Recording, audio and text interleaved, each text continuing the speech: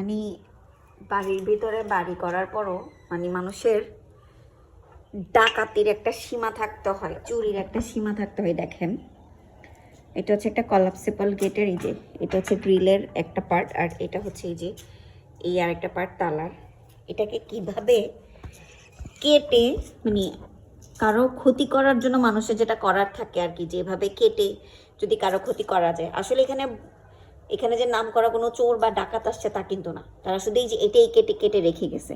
তাদের যদি চুরি করা বা ডাকাতি করার ইচ্ছা থাকতো, তালাটা কিন্তু ইজিলি কাটতে পারতো। এই যে এখান থেকে তালাটা কাটলেও কিন্তু তারা এখানে গ্রিলটা খুলতে পারতো। তারা ইচ্ছা করে কি করছে, এই লকটা তারা ভেঙে দিয়ে গেছে, কেটে দিয়ে গেছে।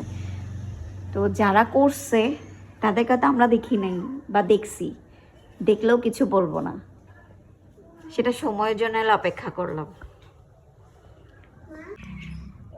এই যে এটা দেখছেন, এটা হচ্ছে ছাদের দরজা। হ্যাঁ, ছাদের দরজায় খোলার জন্য আমরা যেহেতু এই বাড়িতে থাকি না, এই যে অবস্থা দেখেন, এই দরজাটার কতটুকু কাটছে।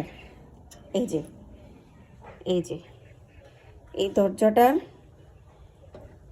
এই দিক দিয়ে এই যে এখান থেকে এতটুকু পর্যন্ত কেটে ফেলছে, এই টিনটাকে কাটছে। এই যে